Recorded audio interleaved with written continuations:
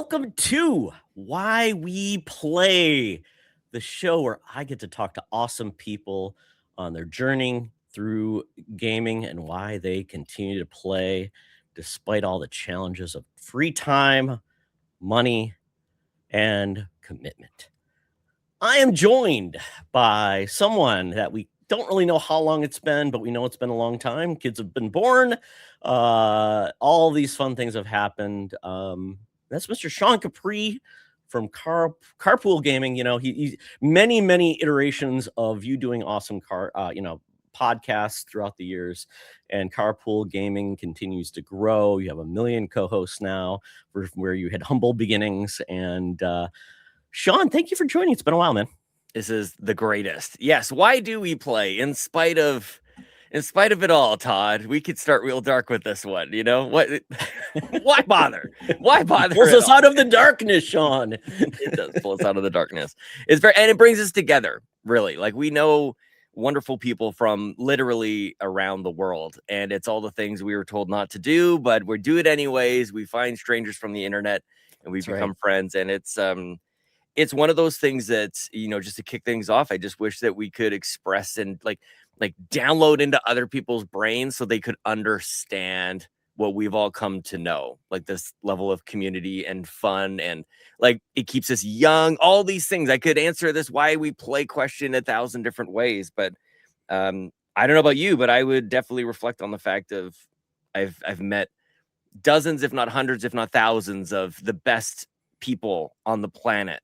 And really show me, even myself, like how to try to be better. I don't get enough of that in my real life. Like it's just we've expanded to the scale of the internet, and we found some of the best people ever. So good to be here with you, man. How's that for a first start? I've got a hot tea. We've got a warming up throat and voice here. I've got a sick family. We game maybe sometimes to get away from it all. You know what I mean? It's all good. Oh, Sean, and you're being blessed by my new merch. Dude, you look great. I just got back from Super Nintendo World in beautiful California. My first time ever going there. And got the merch because I had to get the merch. And I'm like, I love this neon look, love the characters, very family. Nice. My love for Nintendo was reemerged through that experience. My wife was like, when are we leaving and going to Harry Potter? And I said, well, Logan has more trophies stamps to get. That's right. I get the stamps. Yep. So it's been great. And nice. Why we play, I asked Sean, do you want to be on? He's like, I'm super busy, Todd. Want to spend time with family? I'm like, absolutely. I won't be offended. Even a little bit offended that rather. I mean, holidays. Just the holidays. I just wanted to get to the holidays. Absolutely. Time to game. Time to drink some eggnog. But then let's record. We're so dedicated. Sean's doing this at 8 a.m. in the morning, Mountain Time. I'm like, you sure? I mean, our brains aren't plugging. I want it earlier. I want it earlier than this, actually. So I'm streaming at 6 these days, Todd. This is how we do it, man. This is how we make it work. Cow. Well, yeah. I mean, I guess that's a great way to segue into kind of like who you are to people who may not know you. Sure. They should, because if you like games, you like Nintendo, you like communities, Mr. Sean Capri, the man is like Connery in the pants. You have an interesting path of, how you got to be you in the world of gaming. But I really want I guess I would say your origin story in the world of like how you went from simply playing games to becoming what we would say, you have to say now, a gamer, where it became more of your life, and how it led you into podcasting out of the blue. So break it down for me, Sean. Sure, man. Well, I mean, all the way back to the beginning, I remember Teenage Mutant Ninja Turtles on the NES was a huge deal. Just Turtles back in the 90s or late 80s even. Massive deal. Tetris on the Game Boy, of course, just kind of like absolutely mind-blowing.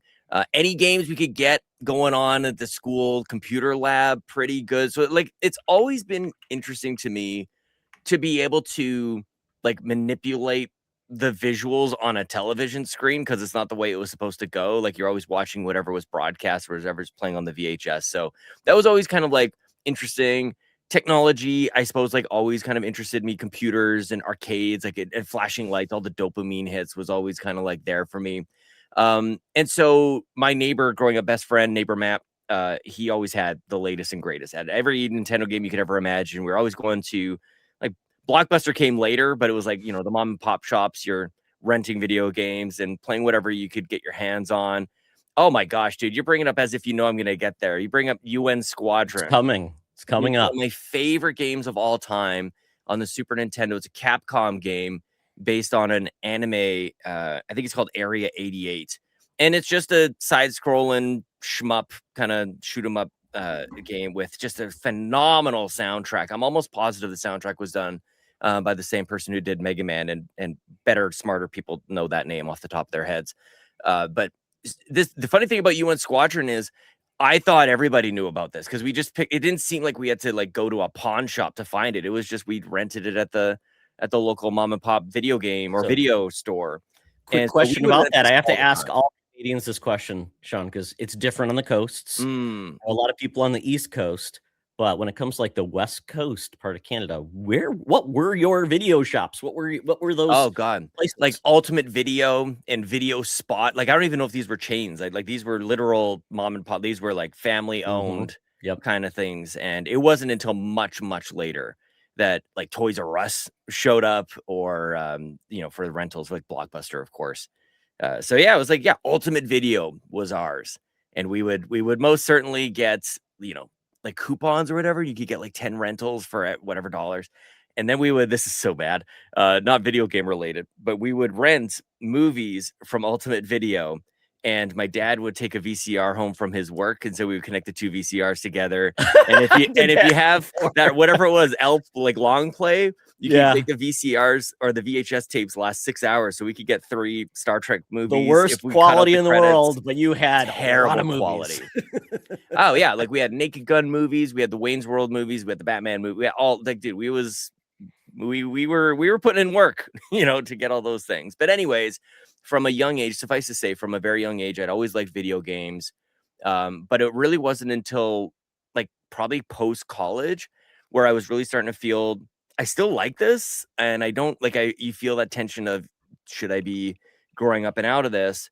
And at about the same time, that's when Podcast Beyond, podcasts in general, was really hitting me. Like when iOS separated the podcast, it used to just be part of the music app. It used to be part of like the iPod app, and they separated it out as its own thing, and it popped up on my screen. I went, what the heck is this? I keep hearing about these podcasts, and asked one of my friends about some of the shows he had been listening to, because I know he'd been checking it out. But before then, people always forget, like you had to subscribe to the podcast on your like iTunes app on your computer, and then sync up your iPod by connecting with the USB cable. Like, and if it didn't sync up, you're like, what a mess, man. I can't believe it even ever took off. But I mean, that is technology. The early days of it is always insanely obtuse. Anyway, started discovering podcasts not through video games, but through like comedy podcasts.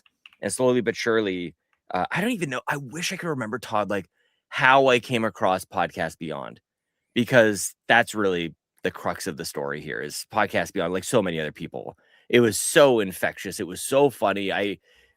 It's important for me to remember that feeling. I don't know if you still get this or people still get this in general. When that podcast showed up in my feed, like I felt something, I was excited. It was like Saturday morning cartoons. Your week, you could tell where you were during the week. 100%. It always drops on Thursday. So I am ready to go. My drive to work or whatever you got. 100%. Well, because that'd always make me laugh. I think it was the biggest thing. I was always really entertained by those guys. And then, then the dam fell. And what other video game podcasts can I find? Podcasts Unlocked, Nintendo Voice Chat, et cetera, et cetera. And so this is really where I go from, I would say, like player to gamer, was like being up to date with the news. Maybe another important part of the journey too, Todd, is when I added a 3D graphics card to my PC back in the day, back in 1997, 1998. That was a pretty. That would have been pre-GeForce, but it was like Oh yeah, Voodoo and 3DFX those time, yeah. Voodoo 2 was the card, 12 Sound megabytes. Blaster technology. Oh, could I talk to you about Sound Blast? Can I talk about gaming on PC? CD-ROMs. Yes, 90s? please do. Yes. Let me. What was your first like real PC that you're like, I can game on this thing? Oh man, yeah, probably in that Pentium 2 era. I want to say it was like 166 megahertz or something stupid like that. I don't remember exactly. Like probably maybe a 500 megabyte hard drive. Were you in the gigs at that point? Maybe I do remember getting a 1 gigabyte hard drive at one point, and literally somebody like laughing about how much space that was, and like as in I'll never need anything more. Were floppies still the dominant thing? If you were too, I mean, because CD-ROMs were coming in that time, but not everybody could afford one. We still had like the what are they, the 1.44 the floppies, even though they were hard. Yeah, I know. Like that's like the inside they were floppy, but yeah, we still had. I almost told you the B drive. Like I almost told you like what they were labeled on. Like the A drive was the real floppy, the 5 1/4, and then that C drive. You're like, wait, I can put games on this thing. I don't have to have 20 discs to put in at a time. Yeah. So I mean, that's a random way to tell the story of it's always been there. Always been excited about going from floppies to CD drives, from CD drive speed 1 to 2x to 4x to writables to whatever. It's been that way this entire time. We've always been upgrading and seeing what the next best screen was going to be, or the next like even the mouse. We took the trackball out and we got the laser, like all of it, man. It's been that. How is that not addicting, Sean? That you mean 100%. Like them off. I'm telling you, dude. Like, and I mean that was pretty satisfying too. If you could get that dusty old mouse ball nice and clean, pretty good. Oh yeah, man. But early days of playing StarCraft on the PC, all those things. I'm sure we'll get into that. But podcast is really where it happened, and it was really because I was playing games. I was, in adult relationships, but still like kind of finding like who was going to accept that a little bit more. And it was when I met who is now my current wife. Like she was really encouraging me on this thing. I was really inspired by Podcast Beyond. Of course, the guys went on to do Kind of Funny. Here in Canada, we have Electric Playground, Victor Lucas, Reviews on the Run. Very inspired by that. Like it was a dream to just be on that show. Like, how do I do that?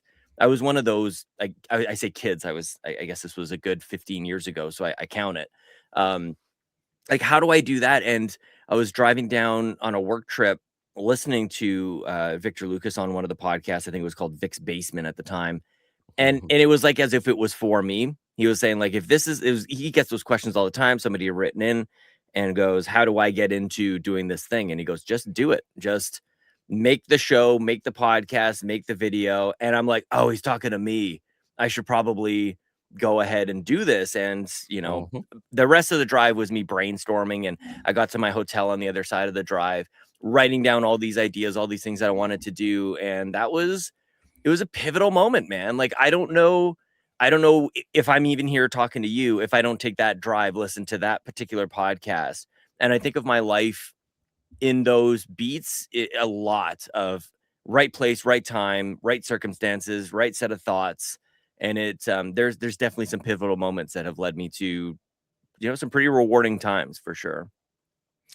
Yeah, it's interesting because similar journey. I had a gap in high school. Went from the NES. I didn't then own the other systems. I would rent my systems, the Genesis and the SNES. But I discovered girls, and my money went elsewhere, and college came around, and then it was truly, oh, I need a PC for college. But what else can I use it for? Exactly. So I had a 486, 33 megahertz system. 33. Oh my goodness. Yeah. That math coprocessor, because that's what kicks you up. 200 megabyte hard drive. Yeah. I mean, and we're talking like a 13-inch monitor, maybe. And at the time, CGA graphics, whatever. So to do like internet and not have all of the colors for the internet. Oh my God. It was an odd time, but yeah, I mean, similar to you, like the journey for me getting into podcasts, I listened to a lot of What Up Yours. I don't remember that podcast. Oh yeah, came out a long time. I never did listen to that one. Oh, it was phenomenal. A lot of great people, like, the people Is that that Marty work Sleva? at he was on it later, Okay. but we're talking about, like, Brian Intihar, who is now, like, working for, Sony Santa Monica. I mean, a Oh, lot of these yeah. guys got their start there, and it turned into a lot of other things, a lot of offshoots and things like that. But what really got me into podcasting, Sean, was the fact that an ex-girlfriend from high school saw my posts on Facebook about like, "Oh, I like games. I post some of my footage and things." And she said, "Hey, my husband does a video game podcast. Would you like to be on?" Oh, wow. So weird. I mean, and So that's what it random. started. Yeah, it was so random. So I ended up being a guest and then becoming a regular and then got fired about a year later because apparently I was more interested in talking about just odd things than I guess at the time, I guess they were big into like pinball, like video game pinball, and they talked about it way too much. So yeah, so that's kind of it's weird. Like our journeys Like, to that's get the there. odd thing, by the Yeah. way. I mean, Oh like, yeah. shout out to pinball. I just bought a Star Wars pinball game on Switch, mainly because I was looking at an old video of Bobby Pauls talking about buying that game, and it sounded interesting to me, so I found it all these years later. Finally picked it up. Still influencing me to this day. Yeah. I mean, and that's I think also to your point, friends, communities.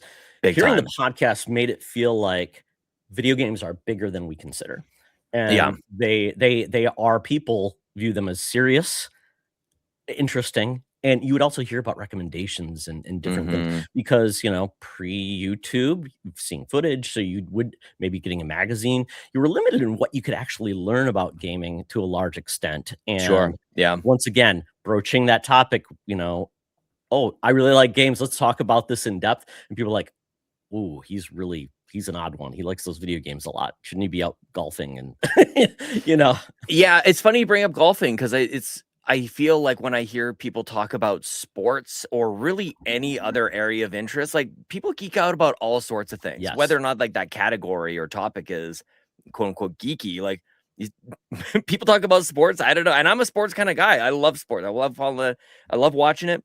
But like, yeah, you start getting into the third line forward and they're not doing this system and they're not like what it's the same conversations happening about like trading players and rebuilding teams as it is, games that take 3 years or there's crunch and there's delay and like who's making like I feel like it's very, very similar. So that kind of like that stigma for me is eliminated. And it's almost like it's just people haven't been almost like introduced to that concept that they're so similar.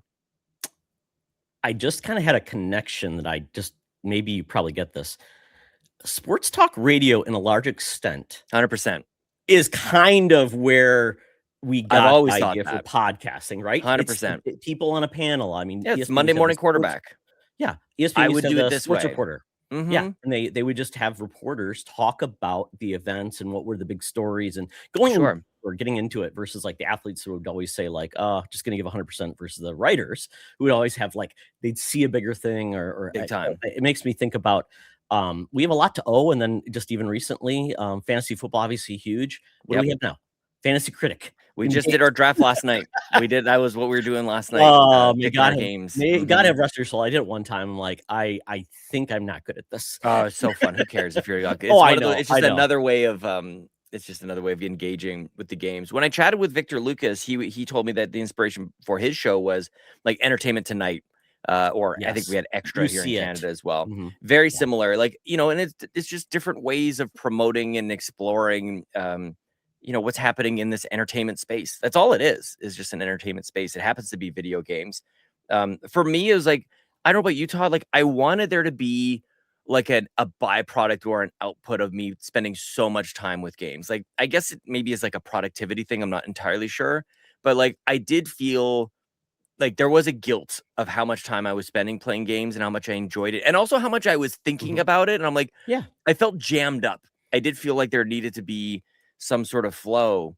And you're hearing me ramble this morning. This was not me in 2014, 2013. Like I couldn't put two sentences together. Right. So podcasting has really it's changed my life. And I keep saying it like it's changed my life in 1,000 different ways. But being comfortable even just like hearing myself speak for more than 5 seconds without clamming up and going like I should probably shut up now. It's been a major change on that front as well. So this is all video games, and it's a thing that like they said we were all going to be alone in our basement, not like being antisocial. It's like, I don't know, man. I've become way more Well, I am in confident my and social. basement. I am currently alone podcasting right I now. So some mean, of it's real, I guess. yes, Yeah, yes, but it's now called not a. It's called a man cade or a Android's basement. That's kind yeah, of absolutely, yeah, yeah. exactly. Yeah, Hmm. it's fun. Nothing wrong with it. Um, so this made me think. As we talk about gaming, sometimes FOMO is a big part of our culture. Like next best thing, or somebody's into something. So, what franchise or maybe a genre do you have the FOMO for? Meaning, I should be into Oh this. I man. want to get into it, but it just never clicked, or I keep trying and I get tricked. I'm like, oh, you're not going to get me again. All for me. Yeah. Yeah. There's one that short circuits a little. I don't know if it fully answers your question, but like the Mhm. one that comes to mind is, I think this will be close to you, is like a Destiny kind of game. Like Oh, I want to be in on those. Like games as a service maybe is the highest level of genre that I could categorize that as. Like I do play a tremendous variety of games, I would say, and I do like that. But there's a part of me that kind of looks at envy of people who have their one game. Like there's a simplicity to it. There's like I definitely suffer from decision paralysis. I have all these crazy, stupid ways of deciding what game to play next. I throw them into a March Madness tournament bracket, or literally on the other tab here, yes. I've got a wheel of games with, let's see, 38. I've narrowed it down to 38 anyways.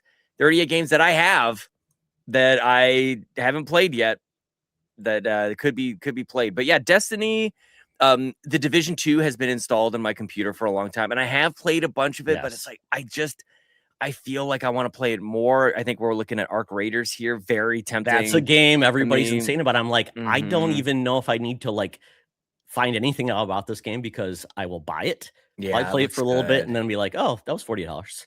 Big time. Yes.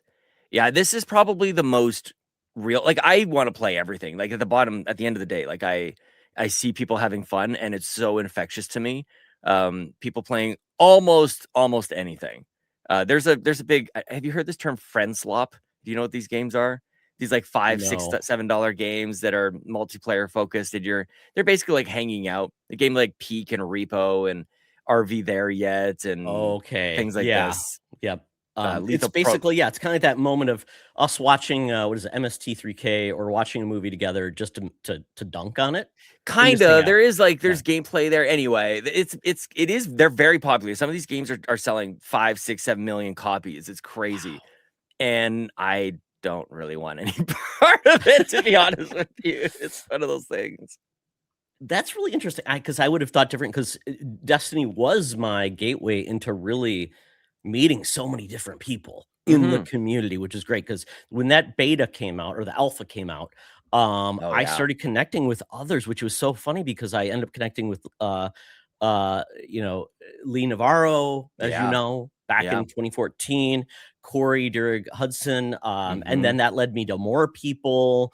And yeah, it was kind of crazy. The other way that I've connected is through Facebook communities. For some Facebook, that reason, was it. the Yep. Nintendo NVC group, Mhm. when nobody liked Nintendo at the time, it was the Wii U era, where there were Wii U. I think 500 people in the group. Everybody knew each other. Everybody knew the bad takes, and and that's where Bobby Pauls first found me, Yeah. because he called me a troll. He thought he was going to hate me, and yeah, it just generates those communities. And I think it would be wrong of me not to even bring up Yeah. Bobby, because Big time. Bobby was a huge connector, and he still Mhm. is today, of people that he brought together, allowed people to connect with. I remember when Bobby was doing YouTube, but wasn't really doing podcasts yet. And I said, hey, come on my podcast. Mhm. And that's when he started. And after that, this is kind of fun. So he started doing podcasts, and, the rest of the story there. But, Yeah. and then I got to know Bobby, another part of Bobby's other side, which is great. I think it's awesome that we are not just gamers. We have other interests. And Bobby, he was my go-to DC guy. Oh, And yeah. he loved it, and he loved the movies that I hated, and we would always have him on Secret Friends Unite just because I would love to hear his opinions. I mean, I remember his Batman museum that he had in his basement was amazing. Mhm. So, Yeah, this bus. going back to Bobby, Yeah. I believe Bobby kind of connected me to you, and that's when you had me on your show, We the Gamercast. So with Bobby being such a big part of your community, you even have like the little Bobbies, which are Hmm. wonderful, so cute. Um, it's kind of amazing that we can make these connections as strong as they are. I don't know how long it took before you guys even met in person, but to have Hmm. those strong bonds formed over something as silly as complaining about Nintendo, Yeah. um, to then doing all of that, then making gaming events like you had with, Extra Life and traveling to New York cross country, Sean. I mean, that takes a commitment and support from your family and everyone else. I Yeah. mean, what do you I mean, it's hard for me to think of, like, what does that mean to you? Because obviously it means a lot, but it's like, Yeah. It's ultimately, everything. like, it feels like the culmination of, like, what you talked about, why something means so much, what grows and Mm, how it's grown and created these great groups that, are very supportive of each other. This podcast community we have yeah. is amazing, and it's meant so much to me because I've made so many new friends, living in Minnesota, being a guy that's a little bit older than others, and yeah, I get mocked a little bit about my age, but that's okay. No, we all get there eventually, Todd. Yes. Yes, we do. we, Yes, we we all do. get there. Bobby did this amazing thing, man. And it's one of those threads in the cloth of where how we're all kind of pulled together here. He obviously hit the right moments in his life to do the things that he did to put us in the right place for us to all interact with each other. And it's just like that's I can't get too like thoughtful about that because I get either a nosebleed or I started weeping. Mhm. It's just a lot, man. Bobby is so special. I can definitely celebrate him for a bit here. He was so loving and infectious in this hard New Jersey kind of way. He's a big guy, a big personality. Like I still have yet to meet anybody quite like him. I don't know if I will ever meet anybody quite like him. This mix of compassion and passion and like all the like he'd yell at you about Animal Crossing. It was Yes. remarkable. Like I said, never seen anything like it. Just unabashed love for video games and really anything he was passionate about, whether it's boxing or DC or baseball or whatever it was. He was going to come at you with a ton of energy and never apologize for it. He dreamt big. Like a lot of what I'm talking about he made it okay for the rest of us to do. Like he reached out to people. He wanted to find people. He wanted to talk to people. He wanted to make podcasts, even if he didn't really know what he was doing. He was going to go find out. He was going to draw stuff, even if like whatever it took. He was going to make things happen. And I would tell him this. I think he understood it. It's not a regret of mine that he didn't have this understanding, but his impact was enormous on the little like indie podcast group that we sort of had been forming in 2014, 2015, and 2016. We're all just kind of like finding each other, finding our own way.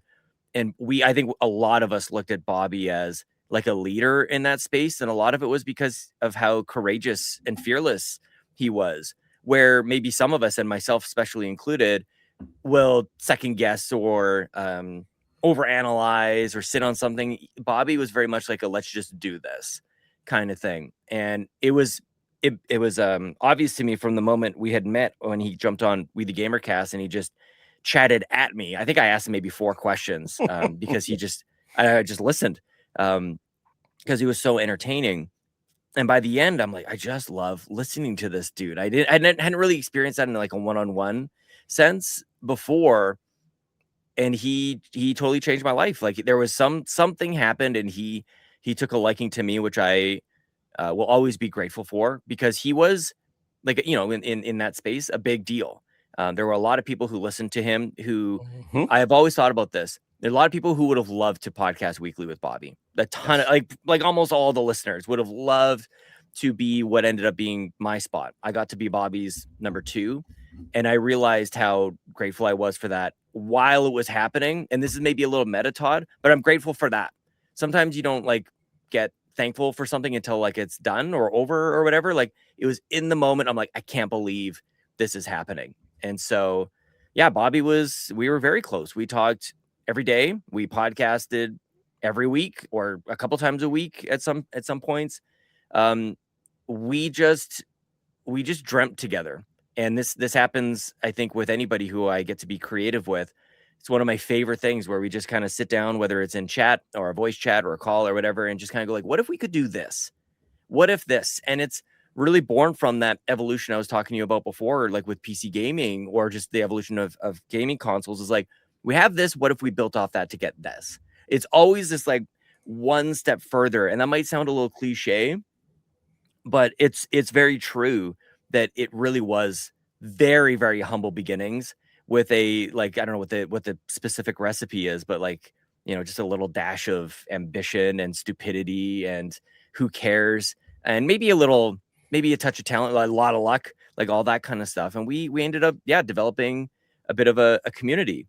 But yeah, I mean, I don't know what else you want to. I could just ramble at you about Bobby for just unguided for probably 2 hours here, to be honest with you. He changed everything. He changed absolutely everything, dude. I think it's important that we keep him alive in our memories. Big time. And what he meant to us, because in this world of things pass, things go on. We tend to forget our recent past, but it's important. So anytime I can reminisce about Bobby and him calling me hot trash in the summer, hot trash in the summer is amazing.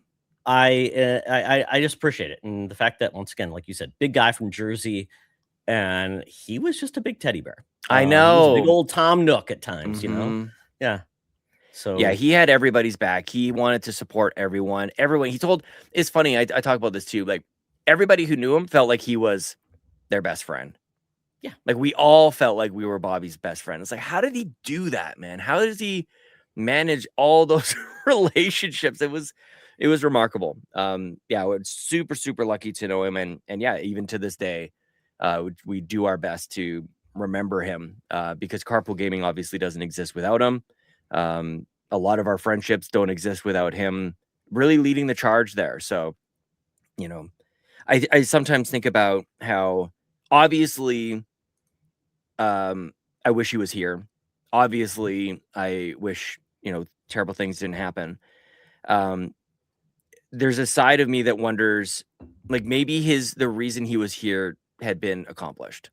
He brought all of us together, and that's not to say he wouldn't continue to be doing that. I hope this is like kind of coming across in the right way, but it's one of the ways that I try to, I guess, cope and put understanding around when close people pass away. And I've had a few people, not grandparents, like friends, pass away. And one of the ways when a recent friend passed away, somebody had said to me, it's their job here was done.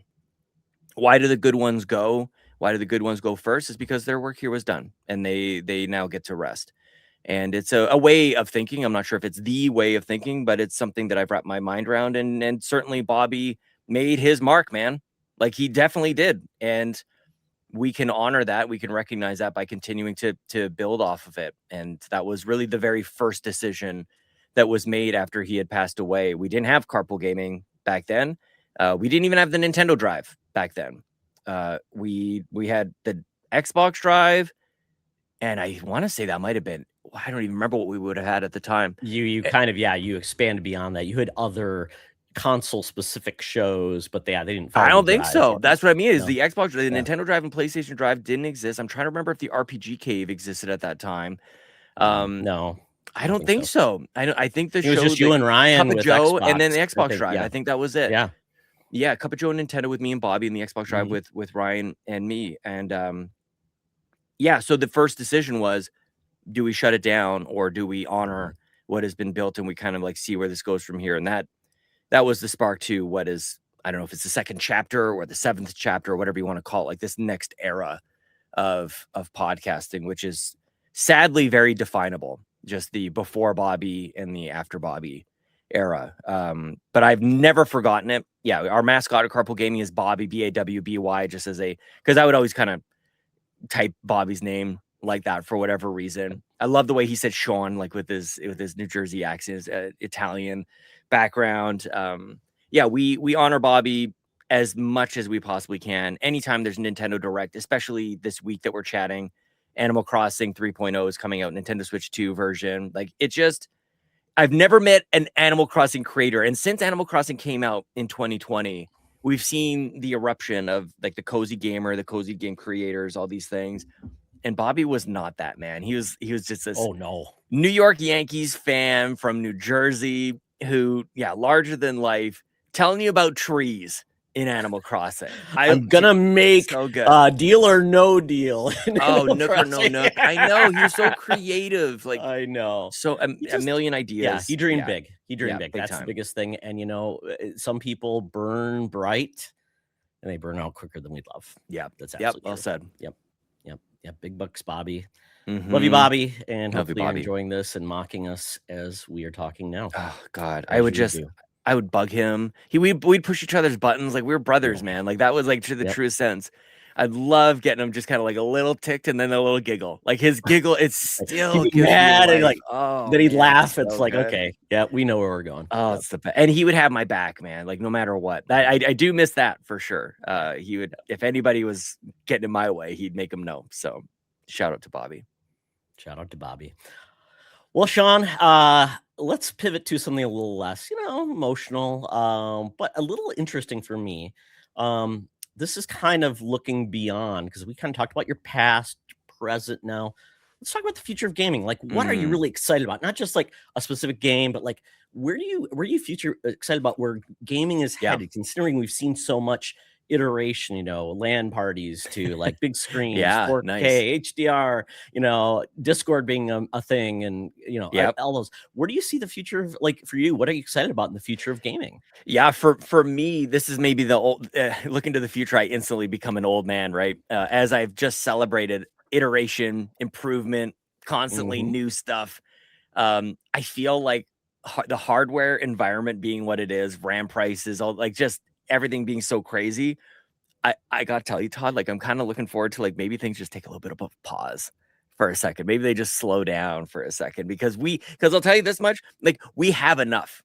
I don't know. I don't know if this is an unpopular take.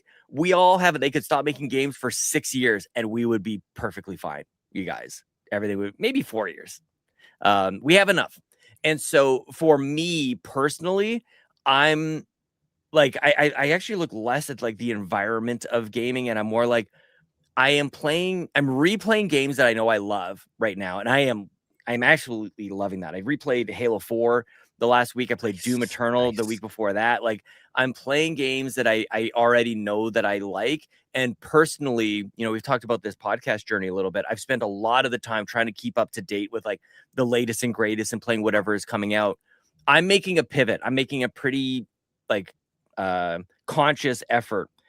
There's too many games that come out to that be the factor of me choosing what to play next. As in, I can't just look at a release calendar and go like, I guess I'll play that game on this date because it comes out then, because 2 days later another game comes out and I'll be dissatisfied. I'll feel rushed. I'll feel like I'm missing out on these kinds of things. So I'm really letting go of the release calendar deciding for me what I'm playing next.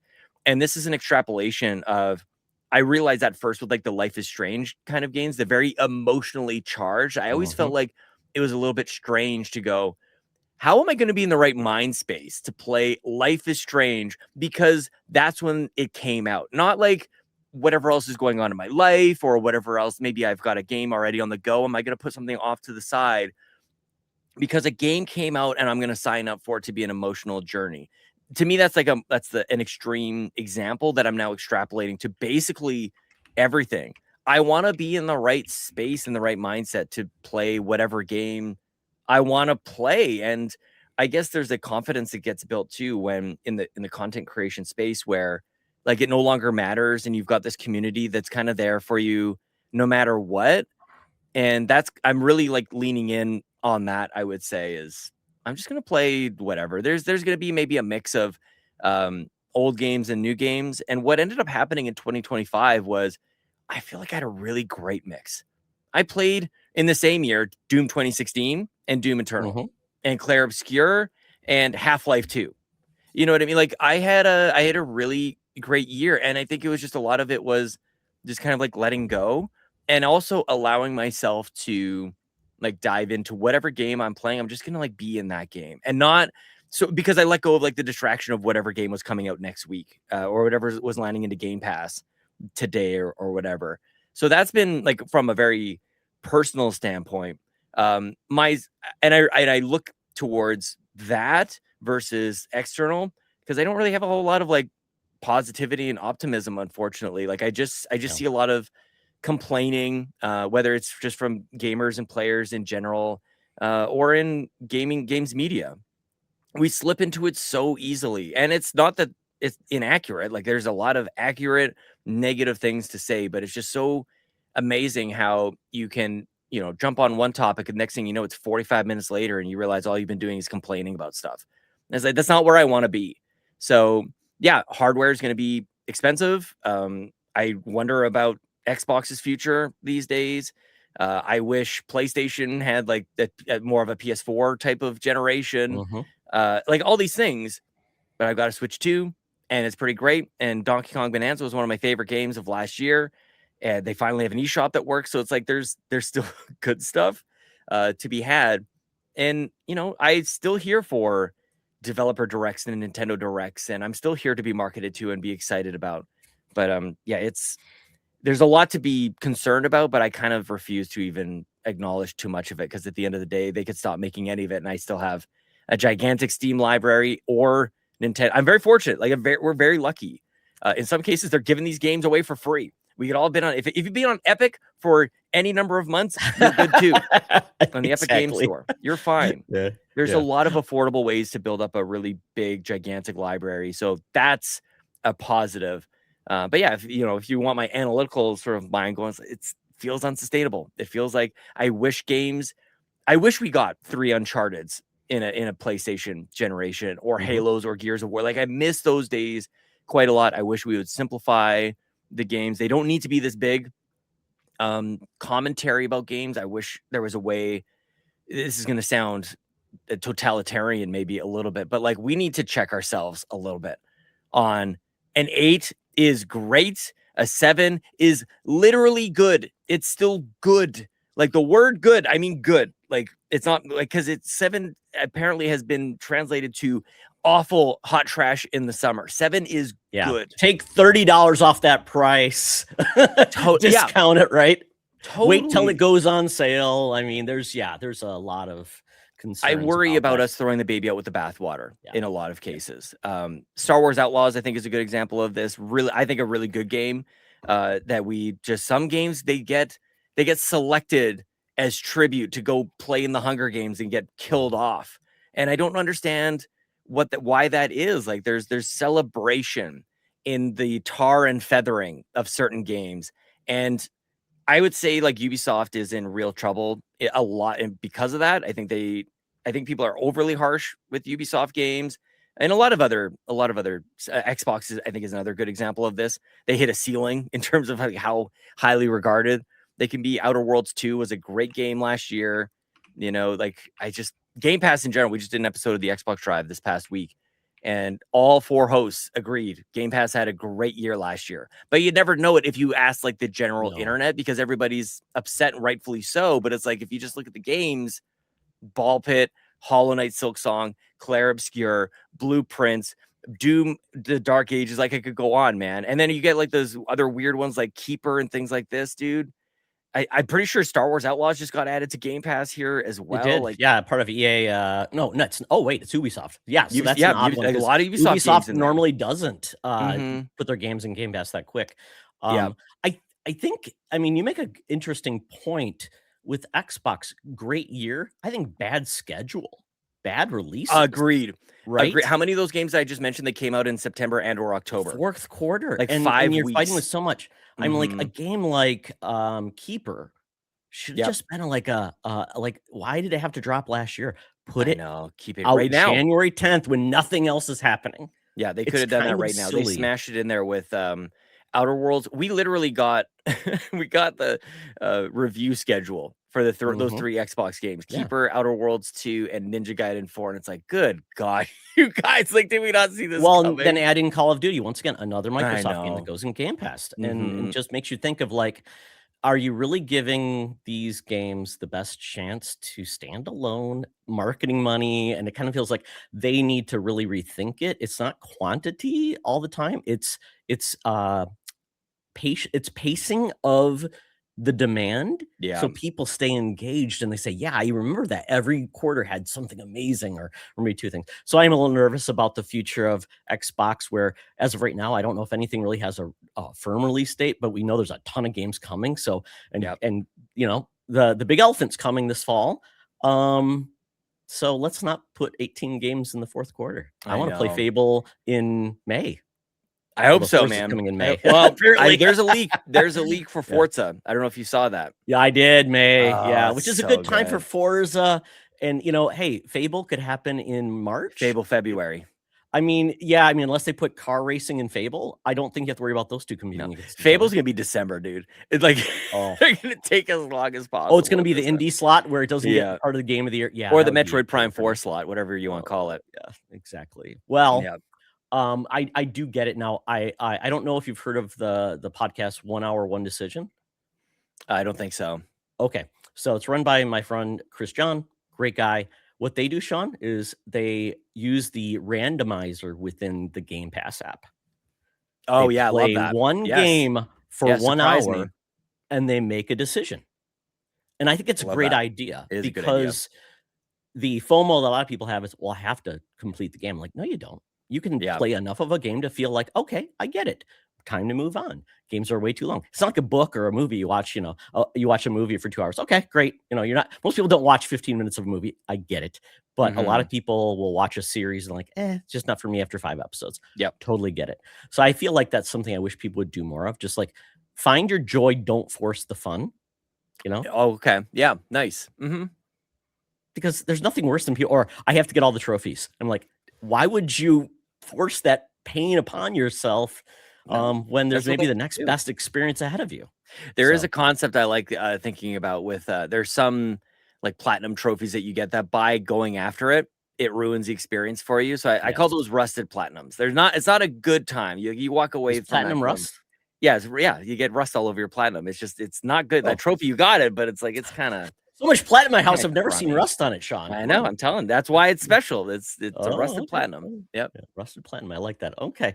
Well, let me pivot that, because I'm going to pivot to this question, because it kind of leaned there, but it kind of already answered. But I want to see if you truly will stick to your guns. Okay. Would you rather? This is one of like those. Would you rather eat a rat or lick a urinal? Yeah, bad choices, right? Nothing's good, and it's like, oh, I don't want to do either. Would you rather only be able to play games released today or earlier for the rest of your life, or only be able to play games released today and in the future? Ooh, oh, that's a good one. That is man. I stole that question from another show, but that's okay. I think it's a cool question. It's not trademarked.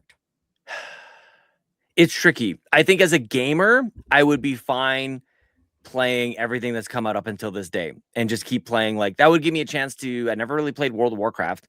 There's a lot of there's gaps in my history. So it's not even that I have to really extract this question, because part of me thought, am I just going to replay everything forever? It's like, no, I haven't played Skyrim.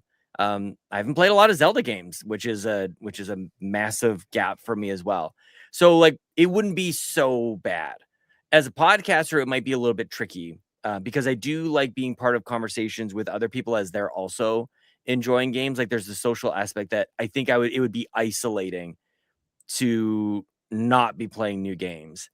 So I suppose for that reason, I will go new games only. But man, that would suck to not ever be able to play Rise of the Tomb Raider ever again, or Tetris Effect Connected, or Tetris, or Donkey Kong Country. Like that would be.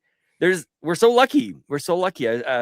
Chris Johnston talks about this. Like we're constantly in the best time to be a gamer, because it's collective, it's cumulative. Like we continue to build off of this history of great games being made. We can still play Half-Life 2. I played it last year, stuff like that. Steam is the best collection of video games ever, because it goes back to DOS. It goes wherever you play. And now, I would say the best thing is now Steam is getting more day-and-date ports, where back in the day, you didn't know if you were going to ever get Madden on PC. game. So yeah, it's kind of fun. With that, Sean, I would say the good news is, yes, you may not get to play the old version of the game, but you're probably gonna get a remake A or a port. remaster. Yep, So you're that's like, true. Yep. guess what? Or a collection that's been Good enhanced. call. So I would say we'll That allow like counts. enhancements and That's collections to funny. come out, just not the way they originally released. So there you go. And then Yeah, that's NSO okay. always has new Yeah, I games. think that's So there you I go. think that's okay. I think it's more like I think the decision is less interesting than like how you explore the question, to be honest with you. True. Oh, Yeah. oh, absolutely. And it's I always say this, your next favorite game might just be the next game you play, and you never knew it. You know, how many Yeah. people talk about like Bollocks Pit, it's amazing, Vampire Survivor, you know, or all these games that just come out of nowhere, like, wow, they changed the genre, they came the game. I mean, you know, Yeah, I wouldn't want to and some miss people that just play for Fortnite. sure. Yeah. Yeah. Vampire. I continue to be surprised. It's one of the things I like about playing new games. That's what I like about podcasting and streaming and just kind of being open to all this kind of stuff. There's been a number of games that have opened my eyes to genres and types of entertainment that I never imagined. Like Persona 4 Golden for me was Mhm. transformational.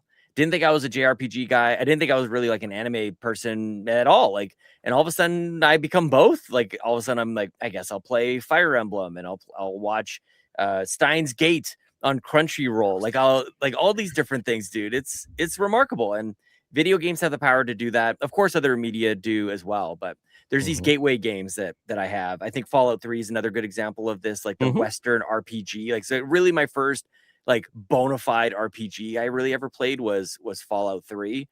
And yeah, I mean Animal Crossing is our cozy game kind of entry. I don't think I would play Stardew Valley without first having tried Animal Crossing. Like there's all these different ties and tethers that are kind of fun to explore. Yeah, with me, it's always been turn-based RPGs, just not a huge fan of those. I think Final Fantasy VII was the one I played the most of, but then the random game that got me into them again, really not only in that case, was the South Park turn-based games. Oh, Love hell those. yeah. Yes, I was just talking about that yesterday. Stick of Such a Truth. I great might have to way. replay Stick of Truth, man. They're the perfect length. They literally have no Agreed. grinding. You're just Mhm. going forward and playing the game, the story, Agreed. and you acquire things along it, which is for me. So last question, Sean. I'm Mm. showing basically, if you're watching right now, kind of like a trailer of games that are coming in 2026. So I know you said, slowing down. I'm gonna then, basically give you some more FOMO. What are the games you're truly looking forward to that you know now? Like, these are the Yeah. games I will make time for. Yeah, I mean, Forza Horizon 6 is my number one. Like, I absolutely adore Forza Horizon 5, Forza Horizon 3. I've really loved, it's funny how we haven't really even talked about it. Racing games are a huge part of my journey. And I'm not like a technical kind of guy. I couldn't get Mhm, into the like under the hood of a Gran Turismo kind of thing. I just love the feeling of getting into a car I would always want to buy but could never afford and driving mhm. around and the feeling of speed and just edging out the next person, getting in first place and making that turn just right. Forza Horizon 6 set in Japan is what are they going to do after this? Too What Fast, could Too they Furious. I hope Vin Diesel shows unbelievable, up dude. Yeah, and Tokyo challenges you Drift. to a race. We need it. We've needed this for a long time. It's almost Yeah. like we got our Assassin's Creed set in feudal Japan. There's all these games that we want these things for. Now we're getting them like Smash Brothers. We want everybody and everything in it. We got Ultimate. So now what? I feel the same way for Forza Horizon 6 for sure, man. What else is coming out this year though? Like I'm pretty I mean, excited to Wolverine is coming. We've Wolverine's my got number 2. Fable. We've Wolverine's my got number Fable 2. coming. Yeah. We also have, well, we're supposed to get, are we, Gears E-Day is also coming. So anything really, and I Forza, the only reason I'm really jumping in with it with you right now is because there's a leak, and I think that thing is real. I think Yes. that is Oh, yeah. coming out this year. Everything else from Xbox, like who knows, man. I had a conversation with Donnie Reese a couple of weeks ago where I was like, Oh, I think maybe I could see. I'm not saying this is gonna happen because I've since selected it in Fantasy Critics, so I've obviously changed tunes. There was a moment in time where I could legitimately see a post going up going, we made the hard decision here at Playground and Xbox to oh cancel no. Fable. I could Don't. see it. I could see it just because that's the way Sean, things have gone. you're speaking it into It's not existence. going to happen. We're getting it at the developer direct. They're going to give us a date. Everything will be fine. But there was a Matt time. Booty is like, oh, I heard Sean say that nobody wants Fable. Let's cancel it. It's not what I was saying. I'm just thinking, look, and it comes from this may be a little bit off topic. It comes from they started up an entire studio in Santa Monica to build us a perfect dart game. And Mm. not only did they cancel the game, they shut down. Like there's nothing off the table with Xbox right now, as far as I'm concerned. They double the price of Game Pass. Ultimately, like who the hell knows?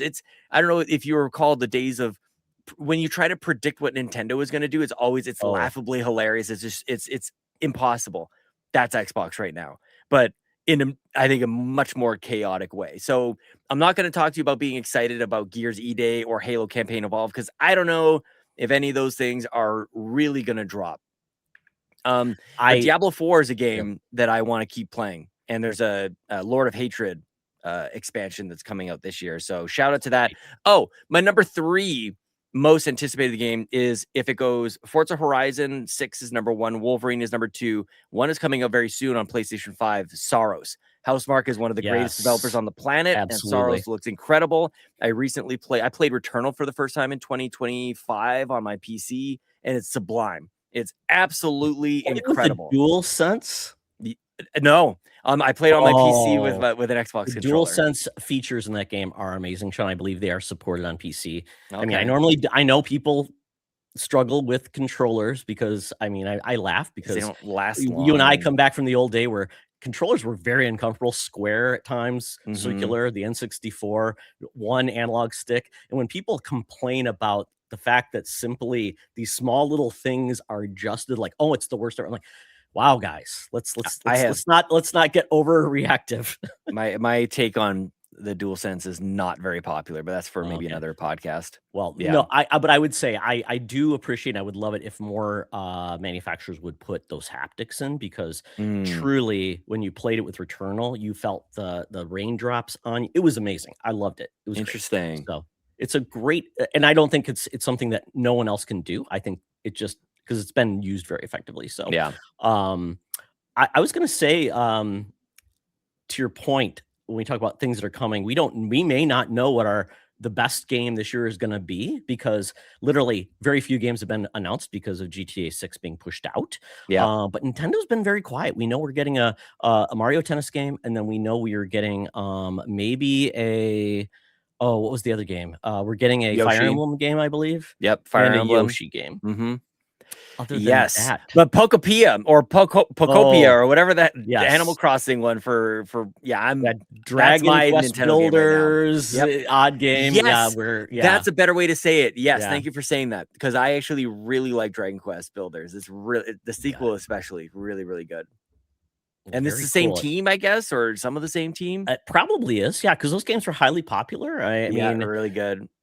Yeah, you're showing. It's funny. You're showing a lot of like these. IGN has a good video of the games coming out this year. Oh, Screamer! Shout out to Screamer. This looks pretty cool. As another racing anime game. Is that what, or something like highly stylized game with? 100%. That's so cool. Screamer's up there for sure. Do cool things with these games. I mean, there's a ton more we could talk about, and this is just April. I mean, come on. Yeah, all these games before April. Pragmata, Capcom bringing something new to the mix. That looks. I got a big question mark on this one. I'm gonna wait and see on Pragmata. I'm not sure. Yeah. I don't know why that is. Could be the next Exoprimal. Could be, what's that one game in the winter? What's the Frozen? Frozen Planet? Lost Planet. Yes. Yeah. Yes, man. Yeah, the 360. Hell yeah, dude. Yeah. And here's Saros, of course. I hope it's easier than Returnal, because I sucked at the game. I liked it. And these games, Housemarque, they're arcade games. Like they're quarter. Oh yeah. You know, they're gonna take all your quarters, kind of thing. Yeah. If only I could only get to the first. I can't even get past the first boss, apparently. But it's so fun. Yeah. Beautiful as well. Yeah, absolutely. And we are, apparently getting a Mortal Kombat 2 movie this year, and a Street Fighter movie. So you know what, Sean, we're blessed, and a Mario movie. That's right. And a Mario something else coming. It's crazy. And they just announced the God of War lead actor. I mean, and then we're we're also finally getting a James Bond game after almost like 15 years, which is just blows my mind. Cautiously optimistic. I don't know if it's going to be for me, but I'm grateful for what they're making, and they don't make bad games. I just don't know if they're always. I'm bad at stealth, man. I'm bad at the Hitman games. I would love to be much better. That's another like FOMO. I wish I was great at Hitman games, because they're so creative and fun to watch. So that might be more of like a spectator sport for me. We'll see. Absolutely. I will say the last Hitman game, I've never really gotten into them, but somebody was talking up one of the levels so much. I'm like, okay, I have to play this. Essentially, it was a murder mystery. Yeah. I don't know if you've ever played that level. That was amazing. It felt So like, cool. wow, I'm a detective. I mean, I love that the fact that they can layer those type of that structure and tell a different type of story and really drive you in. Like me, somebody who would never play it again.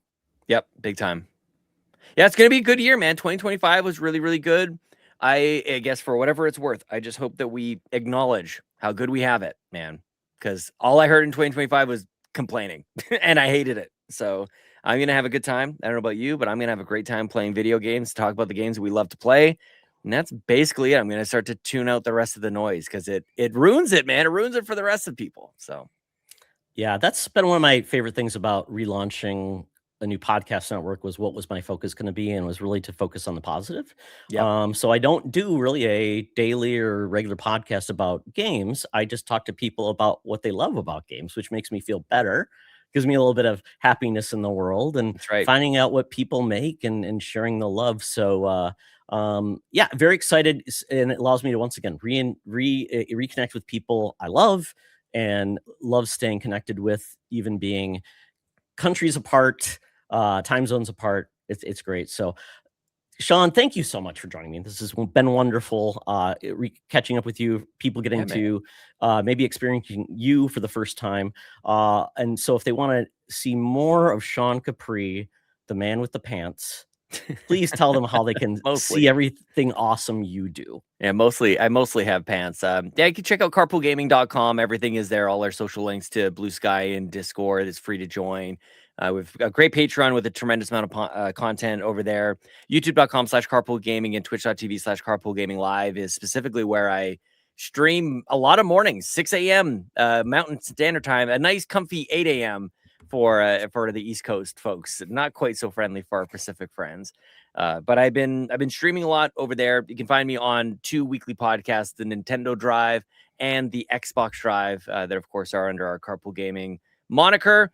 And yeah, man, I'm just hanging out and just playing games and making stuff. And yeah, we just try to carry on, dude. So I appreciate you having me on. This has been, I don't normally get to sit on the side of the interview table. So it's been nice to chat at you for a little bit here. Well, I wanted to return the favor of you doing this with me many, many years ago. And folks, so the reason why it's called the Xbox Drive is Sean was notorious for podcasting in a car, Yeah. showing off the Series X in the back of a truck and not dying. So congratulations, Sean, on still being alive through that hijinks. Well, thank you. Also, congratulations to the Xbox for still being alive. In that video, you can see I nearly drop it. It nearly slips out of my hand in a moving car, and And a that was time close. when if you dropped it, Sean, good luck finding another one. It wasn't even available yet. The Xbox sent it over. I would not be able to replace it. I hadn't even plugged it in yet. Like, yeah, that was a mess. But it was a good time. Yeah, we try to keep it simple. Maybe we'll try and do some more silly stuff this year. I don't know if you can Love plan the for antics. spontaneity, but we're gonna do that. Oh. We're gonna just be a little silly this year, I think. You know, pitches, whether they're good or bad, are always fun to That's say. right. Oh, that's a bad. I'm glad we didn't do that. That's right. Is always a good conclusion to come out with.